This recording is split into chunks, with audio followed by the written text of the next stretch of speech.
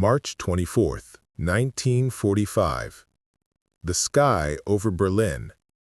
Engine oil mixed with cordite smoke at 25,000 feet. Black pilots gripped controls, while German voices crackled through radio static, laughing, mocking, promising easy kills.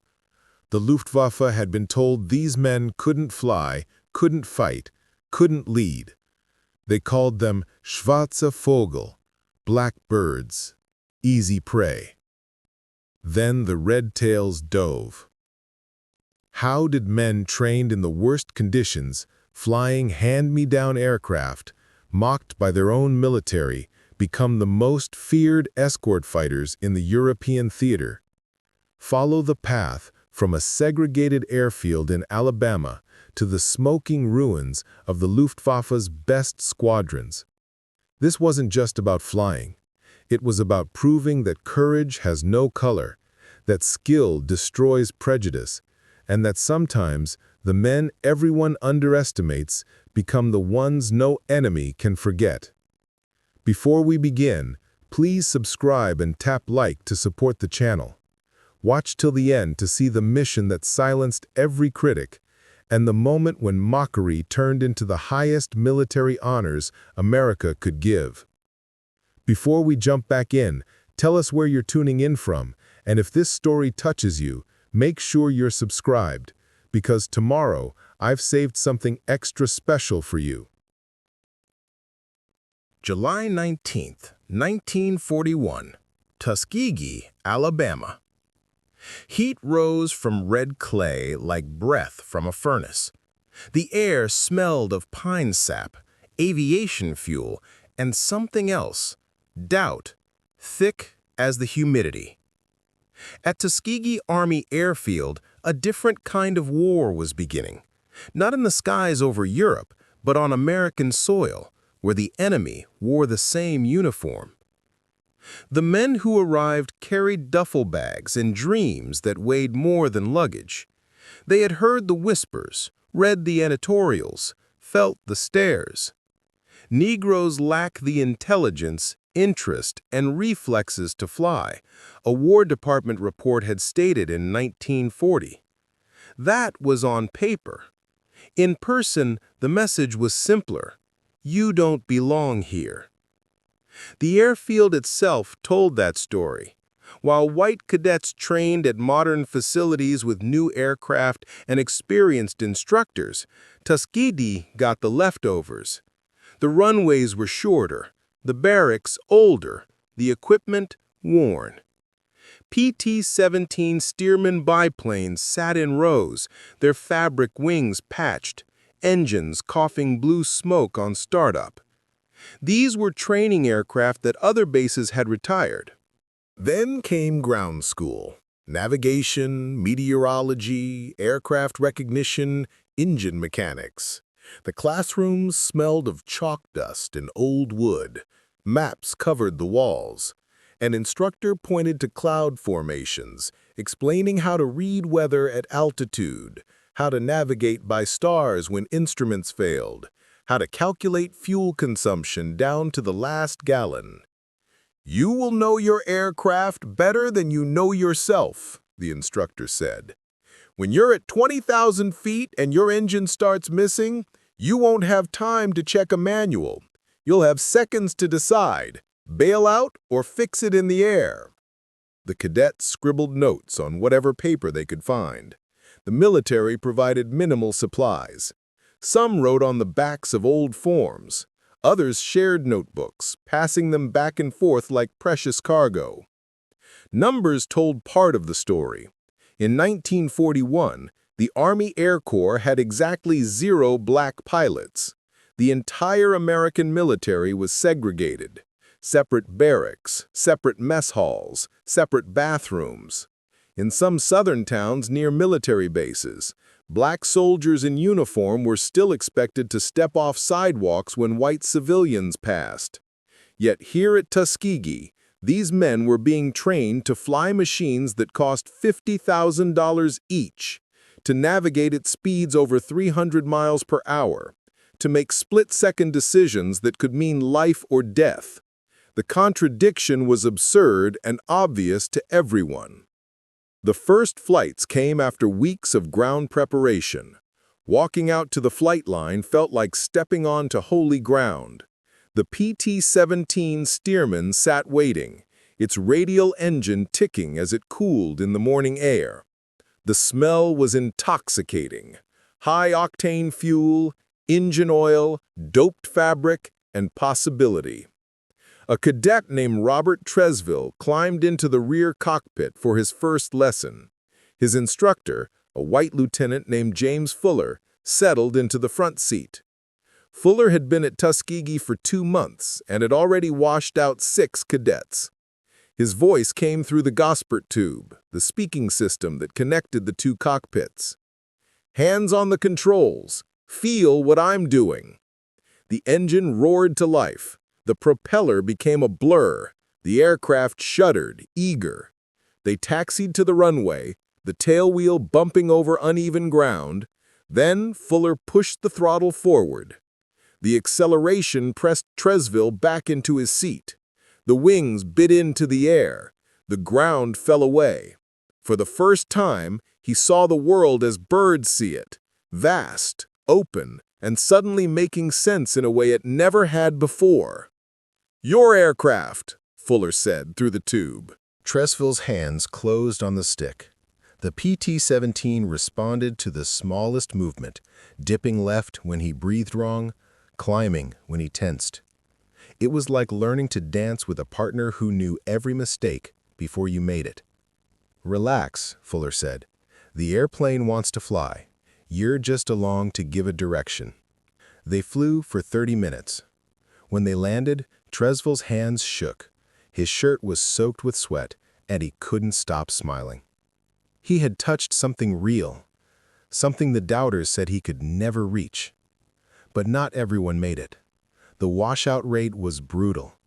Cadets who couldn't master spins were gone. Those who froze during emergency procedures were sent packing. Some failed written exams. Others couldn't handle the physical demands. By the end of the first class, more than half had been eliminated. The ones who remained grew closer than brothers. They studied together late into the night, quizzing each other on aircraft systems and navigation calculations. They shared food packages from home. When one man struggled with aerobatics, 3 others would stay after hours to walk him through the maneuvers on the ground, hands tracing paths through the air until it clicked. "We knew we weren't just flying for ourselves," said a cadet named Lemuel Custis. "Every time we went up, we carried every black person in America with us. We couldn't afford to fail." Preparing and narrating this story took us a lot of time, so if you are enjoying it, subscribe to our channel. It means a lot to us. Now back to the story. The town of Tuskegee itself was a study in contradictions. The Institute, founded by Booker T. Washington, was a beacon of black education and excellence. But step outside its gates, and the Old South waited, with its rules and its rage. Signs pointed to colored waiting rooms and water fountains. Restaurants refused service. The local movie theater made black patrons sit in the balcony. The cadets in flight training were officers, or would be soon. They wore uniforms representing the United States military. Yet in town, they were still subject to Jim Crow laws that treated them as less than human. One Saturday evening, 3 cadets in uniform walked into a diner. The waitress looked at them, looked at the door, then at her manager. The manager shook his head. "We don't serve your kind," he said. One of the cadets, a man named Clarence Jameson, who would later fly 89 combat missions, spoke quietly. "We serve your kind. We're training to defend this country." "Not in my restaurant," the manager said. They left without causing a scene, but the anger stayed, sharp and clean. It became fuel. Every insult was another reason to excel, another reason to prove the doubters catastrophically wrong. Back at the airfield, training intensified. The cadets moved from basic trainers to the BT-13 Valiant, a heavier, faster aircraft nicknamed the Vultee Vibrator for the way it shook at high speeds. Then came the AT-6 Texan, the advanced trainer that handled more like a fighter, quick, responsive, and unforgiving of mistakes. Formation flying began. 3 aircraft, wingtip to wingtip, maintaining position through turns and climbs. It required total concentration, eyes constantly moving from instruments to horizon to the other aircraft just feet away. A moment's distraction could mean a mid-air collision. Gunnery training followed. They flew to ranges and fired at targets towed behind other aircraft or at ground targets marked with white cloth. The .30 caliber machine guns hammered. The smell of cordite filled the cockpit and spent brass casings rattled around their feet. "You're not just learning to fly," an instructor told them. "You're learning to fly and fight and navigate and communicate all at the same time while someone's trying to kill you. If you can't do all of that automatically, you're dead." The first class graduated on March 7, 1942. 5 men received their silver wings: Benjamin Davis Jr., George Roberts, Charles DeBow, Lemuel Custis, and Mac Ross. Photographs were taken. Handshakes were firm. The moment felt historic because it was. These were the first black military pilots in American history. The ceremony was small. No newsreel cameras, no national press, just families, instructors, and the quiet knowledge that something impossible had just become real. Captain Mitchell, the instructor who had promised they would fail, shook Davis's hand.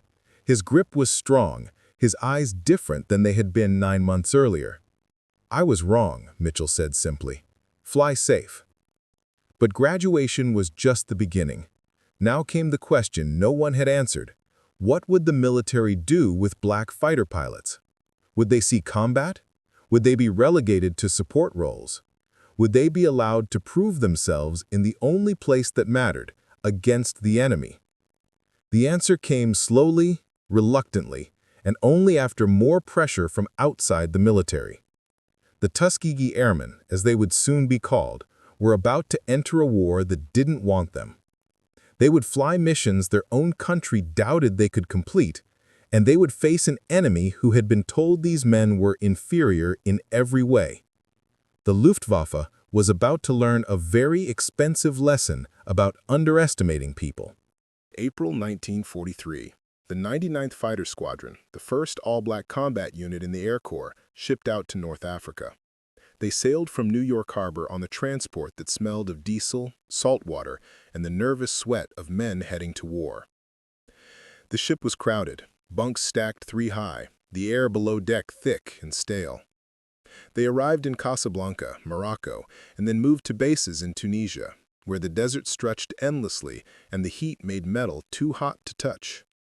The landscape was all sand, scrub brush, and flies. Tents flapped in the wind.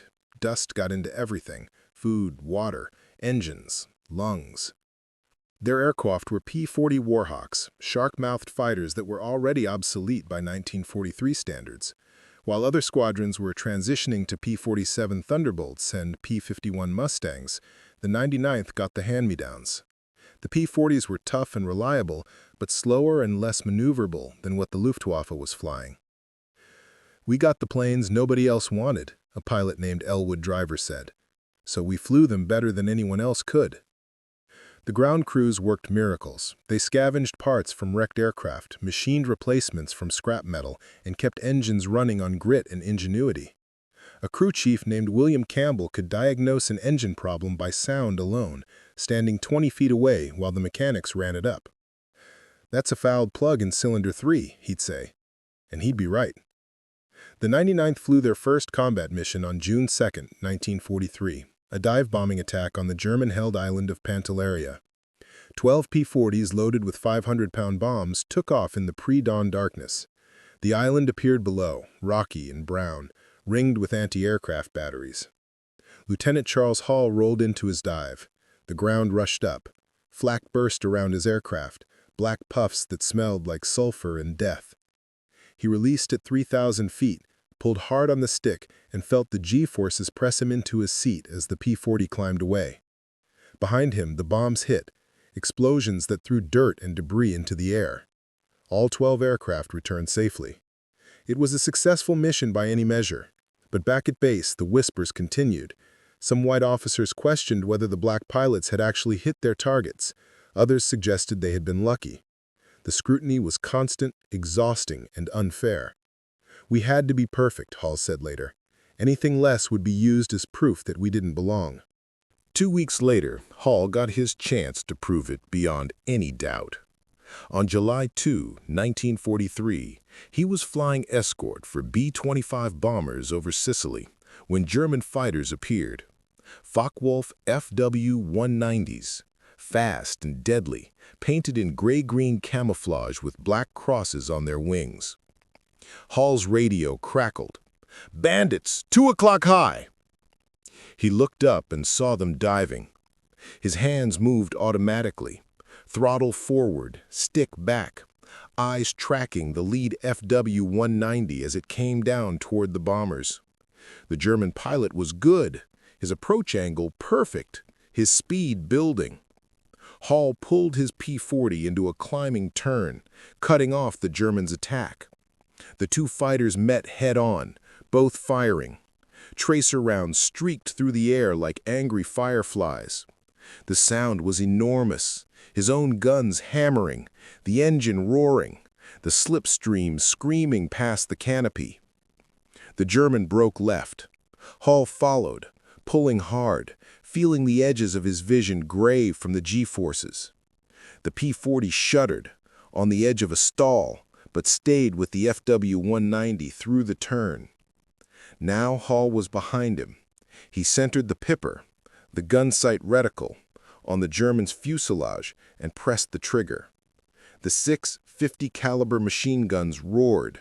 Shells walked up the German's wing, across the cockpit, into the engine. Smoke poured out. Pieces flew off. The FW-190 rolled inverted and went down trailing fire. Charles Hall had just scored the first aerial victory for the Tuskegee Airmen. When he landed, his crew chief counted the bullet holes in his own aircraft, 7. Hall climbed down from the cockpit, legs shaking from adrenaline, and was mobbed by his squadron mates. They pounded his back, shouted his name, and for a moment, the weight of representing an entire people lifted just a little. But the skepticism didn't vanish with one victory. In September 1943, a report was submitted to the War Department questioning the performance of the 99th Fighter Squadron. It suggested that black pilots were inferior in combat and should be relegated to support roles. The report was based on selective data and outright prejudice. It ignored the successful missions, the difficult conditions, and the obsolete aircraft. It was designed to confirm what certain officers had believed from the beginning. The Tuskegee Airmen's commander, Benjamin Davis, Jr., now a lieutenant colonel, traveled to Washington to testify before a committee. He brought mission reports, kill confirmations, and the testimony of bomber crews who had flown with his men. "My pilots have flown over 200 combat missions," Davis said, his voice steady despite the rage he felt. "They have escorted bombers deep into enemy territory and brought them home safely. They have engaged the Luftwaffe and won. If that is not the definition of success, then I do not know what is." The committee listened. The report was quietly buried. The 99th Fighter Squadron would continue flying combat missions. But the real vindication was still to come. The Tuskegee Airmen were about to join the fight in the skies over Europe, where the stakes were higher, the missions longer, and the enemy more experienced. They would trade their P-40 Warhawks for P-51 Mustangs, the best fighter aircraft in the world, and they would paint those Mustangs' tails bright red so that every bomber crew and every German pilot would know exactly who was coming. The Red Tails were about to become a legend. January 1944. Ramatelli Airfield, Italy. The Adriatic wind cut across the runway, carrying the smell of sea salt and aircraft exhaust. Snow dusted the Apennine Mountains in the distance. The 332nd Fighter Group had arrived. 3 full squadrons of Tuskegee Airmen, nearly 100 pilots ready to join the strategic bombing campaign against Nazi Germany. They were no longer flying hand-me-down P-40s. Lined up on the hard stand were rows of P-47 Thunderbolts, massive fighters with radio engines that sounded like rolling thunder. Each aircraft weighed 7 tons fully loaded, carried 8.50 caliber machine guns, and could absorb tremendous battle damage and still bring its pilot home. But something else was about to change. Something visible from miles away. The maintenance crews were painting the tails of every aircraft in the group bright red. A vivid, unmistakable crimson that stood out against gray winter skies and the drab colors of war. "Make them bright," Colonel Davis ordered. "I want every bomber crew in the 15th Air Force to know who's protecting them." The choice was tactical and symbolic. In the chaos of aerial combat, where dozens of aircraft twisted and turned at high speed, bomber crews needed to identify their escorts instantly. The red tails would become a signature, a promise, and eventually, a legend. Master Sergeant William Holloman supervised the paint job. He and his crew worked through cold nights, brushes and spray guns applying coat after coat until the red gleamed even in weak winter sunlight. "Luftwaffe's gonna see us coming from 20 miles out," one mechanic joked. "Good," Holloman replied. "Let 'em see what's coming for them." The strategic situation in early 1944 was brutal. American bomber formations, B-17 Flying Fortresses and B-24 Liberators were flying deep into Germany to destroy oil refineries, aircraft factories, and rail yards. These missions covered hundreds of miles over enemy territory. Without fighter escort, the bombers were being slaughtered. German flak and fighters had shot down hundreds of heavy bombers. Entire squadrons disappeared in single missions. Crew losses were staggering. Young men who had never seen their 21st birthday, incinerated in altitude or frozen to death in shattered aircraft falling through thin air. The bomber crews were desperate for reliable escort fighters that would stay with them all the way to the target and back. Previous escort tactics had fighters sweeping ahead, hunting for enemy aircraft, but often leaving the bombers unprotected during the critical moments over the target. Davis gathered his pilots for the mission briefing that would define their role. The ready room smelled of coffee, leather, and nervous anticipation. Maps covered the walls. Red strings stretched from Ramatelli across the Adriatic, over the Alps, deep into the heart of Germany. "Gentlemen," Davis began, his voice carrying the weight of everything they had endured to reach this moment. "Our mission is simple, but not easy. We will escort the heavy bombers to their targets and bring them home. We will not leave them to chase after enemy fighters. We will not abandon them for personal glory. We stay with the bombers, always." A pilot named Edward Gleed raised his hand. "Sir, if a German fighter breaks through and we can intercept." "You intercept and you return to the formation," Davis said. "The bombers are our responsibility. Every single one of them has 10 men aboard, 10 lives depending on us to do our job." It was a radical doctrine. Other fighter groups chased kills and glory. The Red Tails would fly a different mission: protection over personal achievement, bomber survival over individual victory counts.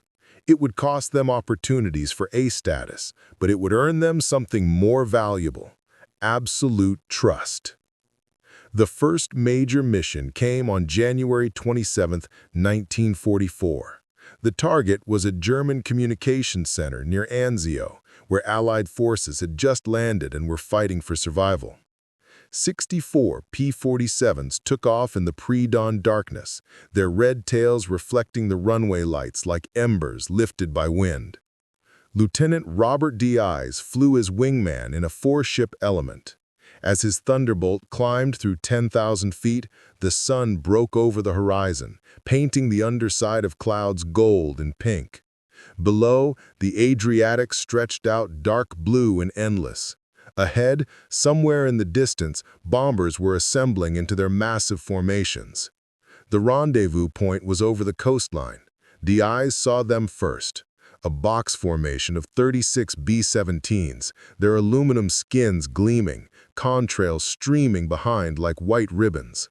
The bombers looked solid and reassuring until you remembered each one carried 500-pound bombs and 10 scared young men. "Red leader to all flights, take up escort positions," Davis's voice crackled over the radio, calm and measured. "Stay tight, stay alert." The P-47 spread out around the bomber formation, high cover, low cover, rear guard. Diaz settled into position off the right wing of the lead bomber element. Through his canopy, he could see the bomber crew looking out at him. One gunner waved. Diaz rocked his wings in response. They crossed the coast. Below, Italy unrolled in shades of brown and green, scarred with bomb craters and wrecked vehicles. The bomber formation droned forward at 180 miles per hour, agonizingly slow for fighters that could cruise at 350. The red tails throttled back, their big engines rumbling and popping, staying in position. Then the flak started. Black bursts appeared ahead, blossoming like deadly flowers at exact altitude. The German anti-aircraft batteries had them ranged. The bomber formation flew straight through it because that was what bomber formations did. They held course, held altitude, and trusted their armor and their luck. A B-17 off the left side took a direct hit. The explosion was visible through the smoke, an orange flash, then pieces spinning away. Parachutes bloomed. D's counted 5. 5 out of 10. The rest went down with the aircraft. "Hold formation," Davis ordered over the radio. His voice was steady, betraying nothing of what he must have felt watching men die. The P-47s flew through the flak alongside the bombers. Shrapnel pinged off metal. D's heard it hit his aircraft, small impacts that felt like someone throwing gravel. His instruments stayed green. Engine temperature normal. Oil pressure normal. He was still flying. The target appeared ahead. A cluster of buildings and radio towers. The lead bombardier's voice came through on the common frequency. "Bomb bay doors open. IP in 30 seconds. IP, initial point, the start of the bomb run, where the bombers had to fly absolutely straight and level for 2 agonizing minutes while the bombardier lined up his sight. 2 minutes when they couldn't dodge, couldn't turn, could only fly and pray. That's when the Luftwaffe arrived. "Bandits, 11 o'clock high." The call came from a P-47 flying top cover. "Me-109s, 8 of them." D's looked up and saw the German fighters diving out of the sun, their black crosses visible against yellow noses, smoke trails marking their cannon fire. They were diving straight for the bombers, trying to break the formation before the bombs dropped. 4 P-47s from high cover intercepted, meeting the German dive with a climbing attack. Tracer rounds crossed in the thin air. One Me-109 exploded, a brilliant flash followed by tumbling debris. Another pulled off its attack, trailing smoke. But 3 broke through, boring in on the bomber formation. D shoved his throttle to the firewall and pulled into a hard climbing turn. The G-forces pressed him into his seat. His vision tunneled, gray at the edges. The Thunderbolt groaned, but responded, her massive engine delivering every horsepower. He came up under a Me-109 that was lining up on a B-17. The German pilot was focused on the bomber, probably never saw the red-tailed P-47 rising behind him. D centered the gun sight and fired. 8.5 caliber machine guns converged their fire. The hammering filled the cockpit, the smell of cordite overwhelming. The Me-109's tail came apart. The German fighter snap-rolled left and fell away, spinning. Dice didn't watch it go down. He was already looking for the next threat, scanning the sky and sectors the way they had trained, always moving, always searching. "Bombs away!" The bombardier's triumphant call came through the radio. Below, the target disappeared in eruptions of smoke and debris. The bomber formation began its turn away from the target, heading back toward the coast, toward safety. The red tails stayed with them, weaving above and beside, eyes scanning constantly. More German fighters appeared over the next 20 minutes, 2 more waves, trying to hit the bombers during their vulnerable egress. Each time the red tails intercepted, turning into the attacks, forcing the Germans to fight the escorts instead of reaching the bombers. Lieutenant Clarence "Lucky" Lester shot down 2 Me-109s in a single engagement, his P-47 snapping from target to target with deadly precision. Captain Lemuel Custis damaged another so badly it broke off trailing fire from both wings. By the time they crossed back over the Adriatic, every bomber that had survived the flak was still flying. Not one had been lost to enemy fighters. The bomber crews knew it. As the formation approached the coast, Dice saw gunners waving from their positions, pointing at the red tails, giving thumbs up. When they landed back at Ramatelli, the ground crews counted bullet holes and cataloged damage. Dice's P-47 had taken 7 hits, none critical. Other aircraft came back with worse, one with half its rudder shot away, another with hydraulic fluid spraying from punctured lines. But every pilot who took off that morning came home. The word spread fast. Bomber crews started requesting the red tails specifically for escort. They had a new saying: "If you see red tails, you're coming home." By March 1944, the 332nd Fighter Group transitioned to P-51 Mustangs, the finest fighter aircraft of the war. The Mustang was everything a pilot could want: fast, maneuverable, with range to escort bombers all the way to Berlin and back. With external fuel tanks, a P-51 could fly over 1,600 miles. The ground crews painted the tails bright red, along with red stripes on the wings and nose. Now the red tails were flying the best aircraft available, and they had proven they knew how to use them. The missions grew longer and more dangerous. Berlin, Munich, Vienna, Ploesti, the names of heavily defended targets that appeared on briefing maps with increasing frequency. Each mission meant 6 to 8 hours in the cockpit, much of it over enemy territory, where a mechanical failure or a lucky German shot meant either capture or death. On March 24, 1945, the mission that would cement their legend forever appeared on the board: Berlin. The German capital, defended by hundreds of flak batteries and the remaining veteran pilots of the Luftwaffe. It was the longest escort mission of the war, 1,600 miles round trip. The briefing room was silent as the intelligence officer pulled back the curtain, revealing the red string stretching all the way to Berlin. Someone whistled low. Someone else muttered a prayer. "Gentlemen," Colonel Davis said, "this is what we came here to do." 60 P-51s took off before dawn. The Mustangs climbed through broken clouds, their Packard Merlin engines singing at cruise power. The formation assembled over the Adriatic, then turned north toward the Alps. Captain Roscoe Brown led a flight of 4. His wingman was Lieutenant Charles Brantley, a quiet man from Pennsylvania who was flying his 43rd mission. As they crossed the Alps, Brown checked his fuel, his instruments, his wingman's position. Everything by the book. Everything perfect. The bomber stream appeared ahead. Over 200 B-17s and B-24s, a sky full of aluminum and firepower. The red tails moved into position, high and low, ready for what was coming. German fighters rose to meet them 50 miles from Berlin. Not the inexperienced replacements the Luftwaffe had been fielding lately, but something new and terrifying. Messerschmitt Me-262 jet fighters, aircraft that could fly 100 miles per hour faster than any Allied fighter. Brown saw them first. Two silver jets streaking through the bomber formation, their cannon fire tearing into a B-17 that staggered and fell out of formation trailing smoke. The jets were gone before anyone could react, their speed overwhelming.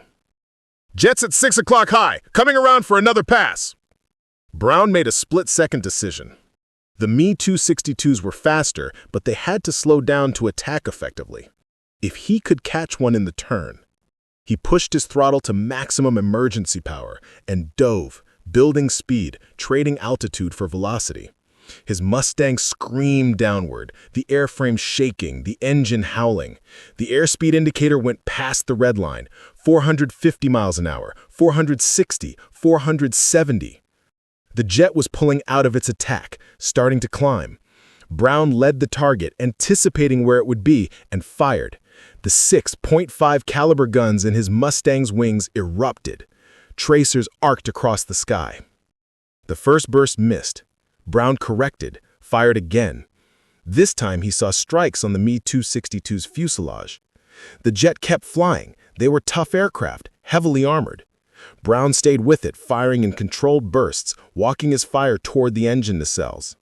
Suddenly, the left engine exploded, a brilliant flash followed by streaming fire.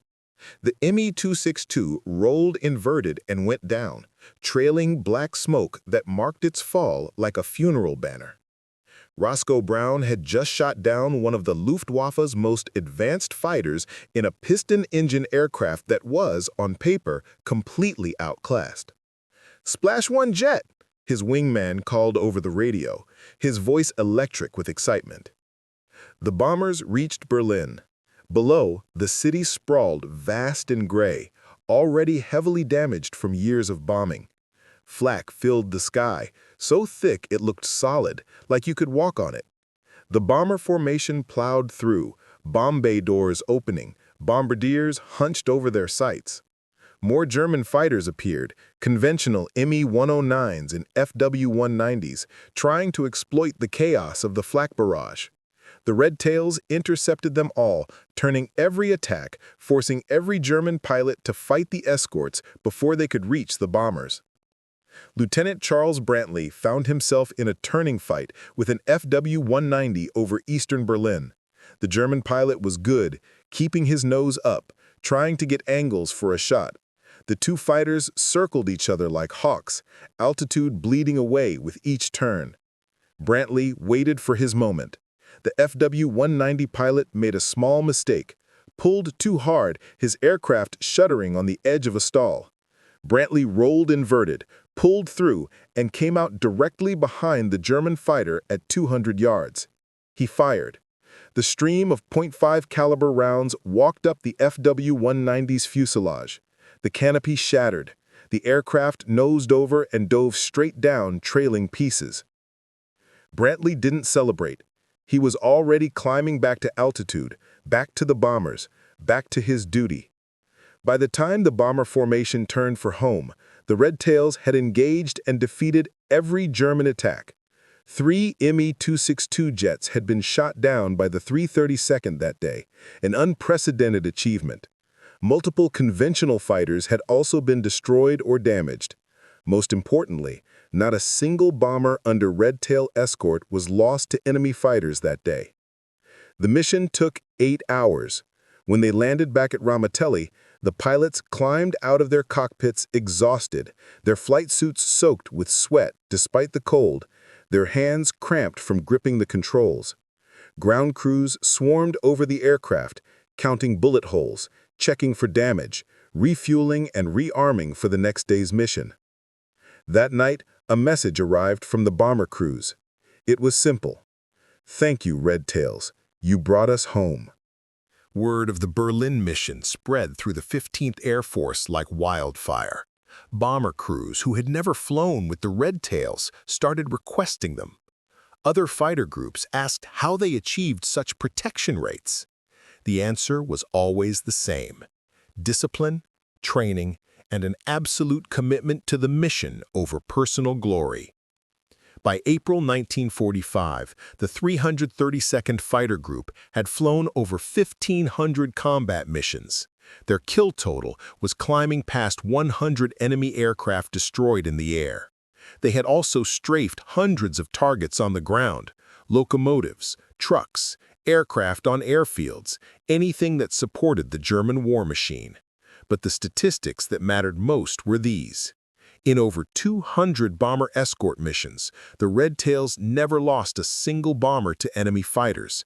No other fighter group in the 15th Air Force could make that claim. The mockery had stopped. The Luftwaffe pilots who survived encounters with the Red Tails warned others: watch for the Red Tails. They are different. They do not leave their bombers. They are dangerous.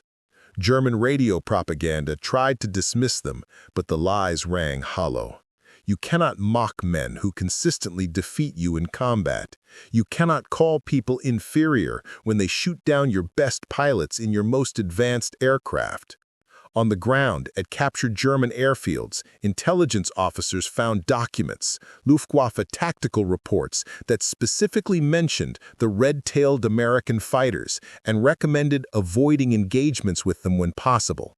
The ultimate compliment from an enemy: fear disguised as tactical caution. May 8, 1945, VE Day. Victory in Europe. The war was over. At Ramitelli Airfield, red-tail pilots gathered around a radio to hear the official announcement. Some cheered. Some sat quietly, thinking about the friends who hadn't made it home. Some cried. They had flown 15,533 sorties and 1,578 missions. They had destroyed 112 enemy aircraft in the air and another 150 on the ground. They had damaged or destroyed hundreds of ground targets. 66 of their own pilots had been killed in action. 32 had been captured and spent months in prisoner of war camps. But they had proven something that no amount of prejudice could deny. Courage, skill, and determination have nothing to do with the color of a man's skin. The journey home began in June.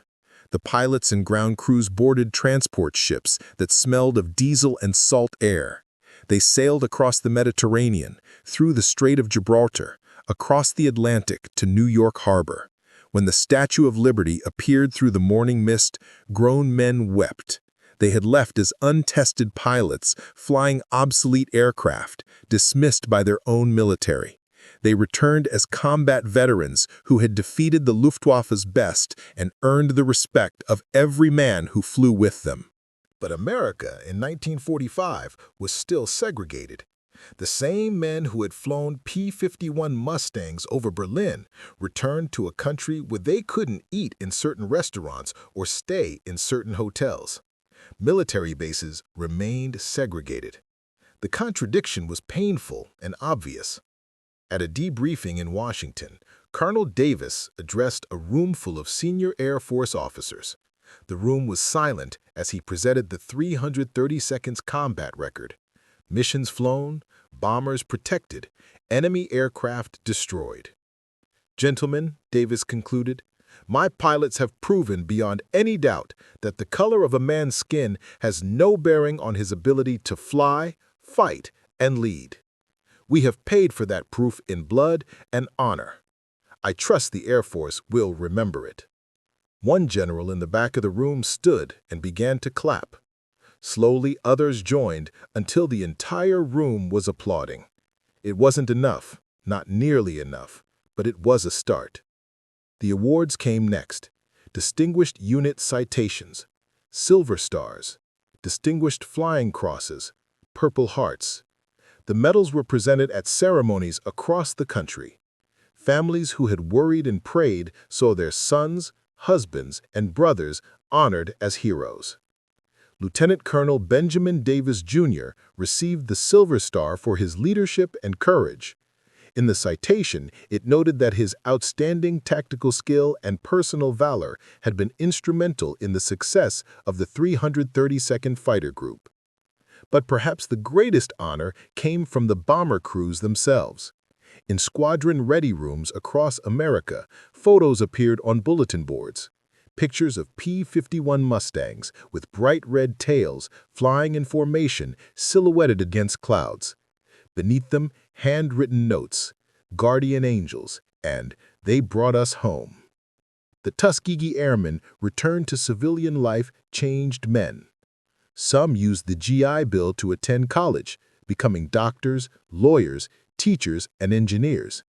Others remained in the military as the Air Force slowly began to integrate. In 1948, President Harry Truman signed Executive Order 9981, ending segregation in the armed forces. The success of the Tuskegee Airmen had made that order possible.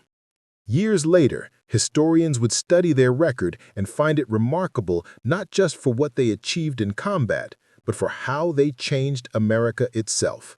They had fought 2 wars simultaneously, one against Nazi Germany, another against prejudice at home. They won both. In the 1990s, the Tuskegee Airmen began receiving the recognition that had been too long delayed. President Bill Clinton awarded the Congressional Gold Medal to the Tuskegee Airmen collectively in 2007. Many of the original pilots, now in their 80s and 90s, attended the ceremony in their dress uniforms, chests covered with medals earned decades earlier. "You were doubted and dismissed," Clinton said at the ceremony. "You proved everyone wrong. You changed this nation. You changed the world."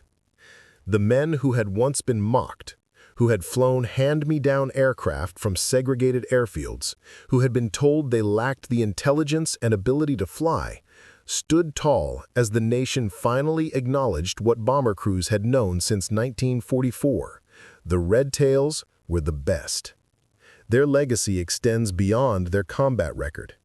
Every African-American pilot who flies today, in the military, in commercial aviation, in any cockpit anywhere, flies in the wake of those red tails. Every barrier broken, every opportunity earned, traces back to men who refused to accept the limits others tried to place on them. The Luftwaffe had mocked them. The mockery ended with over 100 German aircraft shot from the sky and hundreds of bombers brought safely home. What began as doubt and prejudice ended in respect, honor, and a legend that will never fade. The Red Tails flew into history trailing contrails and glory. They proved that excellence cannot be denied, that courage recognizes no color, and that sometimes the greatest victories are won not just against the enemy, but against the ignorance and fear in our own hearts. The sky remembers them. Every time a fighter pilot pushes the throttle forward, every time a bomber crew trusts their escorts, every time someone looks up and sees a contrail against blue sky, the Red Tails are there. A reminder that the impossible is just another mission to be flown. Up next, you've got 2 more standout stories right on your screen. If this one hit the mark, you won't want to pass these up. Just click and check them out. And don't forget to like, subscribe, and turn on the notification bell so you don't miss any upload from us.